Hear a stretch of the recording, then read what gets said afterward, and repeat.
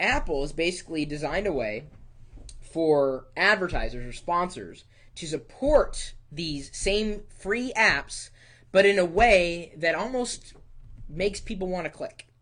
Essentially, you have to follow me here, and I tried to post this to Twitter earlier, and I don't know if I was pithy enough, but iAd essentially makes the ad an app itself.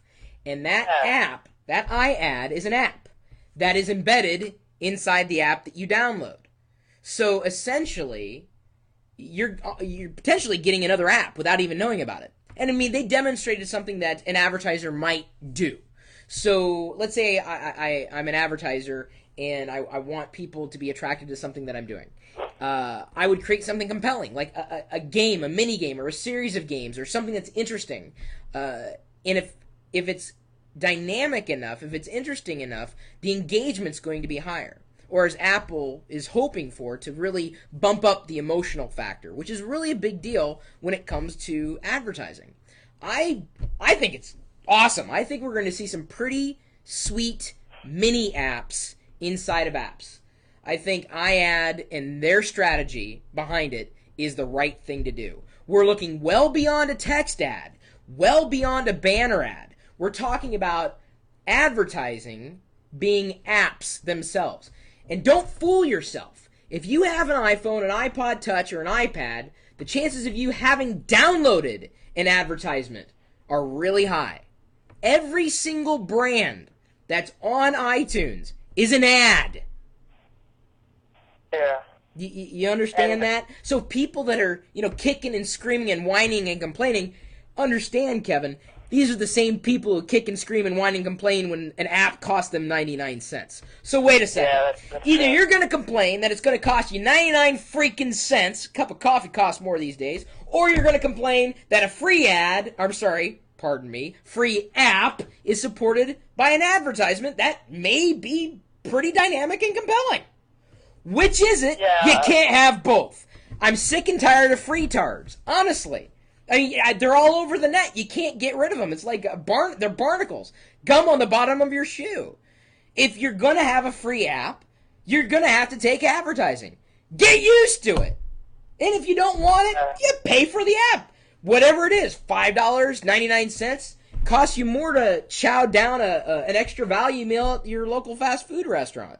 So I'm only seeing this as a positive thing because advertisers have a chance to really be creative and think outside the banner ad or outside the text link, to be contextually relevant, to be engaging. And Apple is using open standards, HTML5, as the platform for iAd. I absolutely am thrilled. It's having an app inside of an app that might be relevant. Let's say I've got an app that has to do with managing my budget, and there's an ad in there that says, here's a budget calculator, something like some calculator. I click it, it's an ad, but it gives me a little calculator. It gives me a little app inside an app. Only that ad was an app. I think it's genius. I think it's absolutely genius. And I haven't even seen it yet, but I know what they're going for. I know what they're doing. Is it revolutionary? No, it's evolutionary. It is nothing short of genius. Google should be very, very concerned because all Google got is a little banner ad. Click that. No one wants to click it, especially on a mobile device, especially on a single small screen or even on the iPad. Heck, people don't even like clicking on the desktop because they're afraid of what's going to come up. Apple's intending on they're changing the rules, and I'm excited about it. I believe it or not, I may now I won't necessarily mind seeing those ads. There's certain ads that get in the way, and those things annoy me. But they're not talking about that kind of advertisement. They're talking about something that's going to be engaging. Theoretically, in practice, we'll see if it's something different.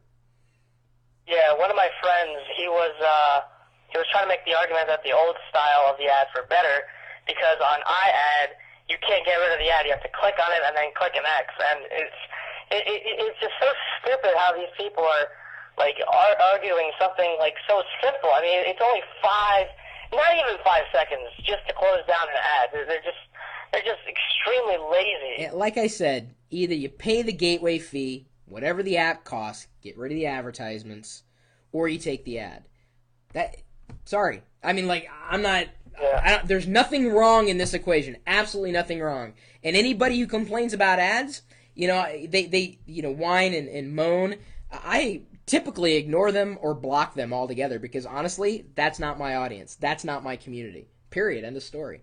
These are people who are literally people that you should scrape off the bottom of your shoe. They're going to complain about anything. They complain about a free ride. They don't pay anything, yet they complain the loudest. How exactly does that work, Kevin? How? I honestly don't know. It's beyond asinine, is what it is. They look like jackasses, especially if they're getting a service for free and they're complaining. You got nothing to complain about. The moment you spend money, then you have a right to complain. Then and only then. Period. End of story. Yeah, and you also mentioned that the ads were HTML5 based. Of course, HTML5, YouTube didn't want, you couldn't get full, YouTube support with HTML5 because of the whole Flash ad thing.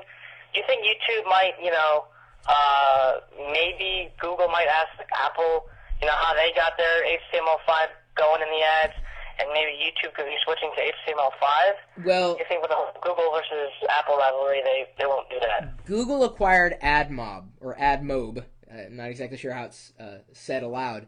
I think it's AdMob. Right. Apple was ready to acquire them. And so they kind of had to take a different strategy, and they acquired Quattro, which would have been a competing company in that space. So Google has already got the manpower and woman power, so to speak, to be able to pull this off. Whether or not they will, it's up to them. Maybe, this will be a horrible implementation, and their vision will be extremely watered down by ad agencies who really can't design anything. But more than anything, I see this as a boon, with Apple stating they'd have up to 1 billion at this point ad impressions on a daily basis, compelling ads being created. And more than that, based on HTML5.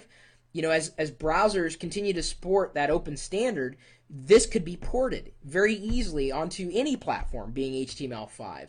Or I'm saying any platform that supports that natively, namely in the browser. So it's good for web developers dealing with open standards and compliance. It's good for advertisers. It's good for developers who create these apps that their costs are offset by advertising. I mean, it's good all the way through.